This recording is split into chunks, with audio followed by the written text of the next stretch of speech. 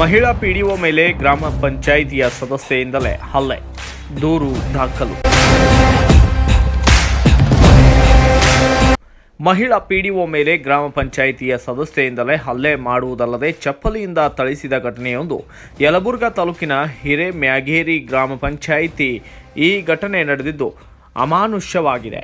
ಇನ್ನು February 27ರಂದು PDO Ratnamma ಗುಂಡಮ್ಮನವರ ಮೇಲೆ ಅದೇ ಗ್ರಾಮದ ಗ್ರಾಮ ಪಂಚಾಯಿತಿಯ ಸದಸ್ಯೆ ಶಾಂತಮ್ಮ ಬಂಡಿವಡ್ಡರ್ ಮತ್ತು ಅವರ ಪುತ್ರ ಭೀಮೇಶ್ ಹಲ್ಲೆ ಮಾಡಿದ ಆರೋಪಿಗಳಾಗಿದ್ದಾರೆ.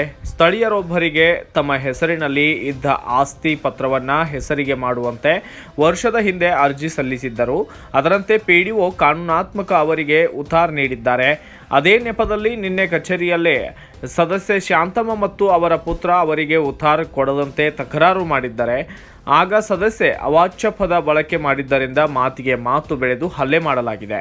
ಸದಸ್ಯೆ ಮತ್ತು ಪುತ್ರ ಚಪ್ಪಲಿಯಿಂದ ಹೊಡೆದಿದ್ದಾರೆ ಎಂದು ತಿಳಿದು ಬಂದಿದ್ದು, ಕಾರ್ಯನಿರತ ಪಿಡಿಒ ಮೇಲೆ ಹಲ್ಲೆ ಖಂಡನೀಯವಾಗಿದ್ದು, ರಾಜ್ಯ ಪಿಡಿಒ ಹಾಗೂ ನೌಕರರ ಸಂಘ ಘಟನೆ ಖಂಡಿಸಿದೆ. ಗ್ರಾಮ ಆಡಳಿತಾಧಿಕಾರಿ ಮೇಲೆ ಹಲ್ಲೆ ನಡೆಸಿದ ಇಂಥವರ ಮೇಲೆ ಸೂಕ್ತ ಕಾನೂನು ಕ್ರಮ ಕೈಗೊಳ್ಳಬೇಕೆಂದು ಒತ್ತಾಯಿಸಲಾಗಿದೆ. ಈ ಕುರಿತು ಯಲಬುರ್ಗಾ ಪೊಲೀಸ್ ಠಾಣೆಯಲ್ಲಿ ಪ್ರಕರಣ ಕೂಡ ದಾಖಲು ಮಾಡಲಾಗಿದೆ. Bureau report, Kannada Janashree news, Yelburga.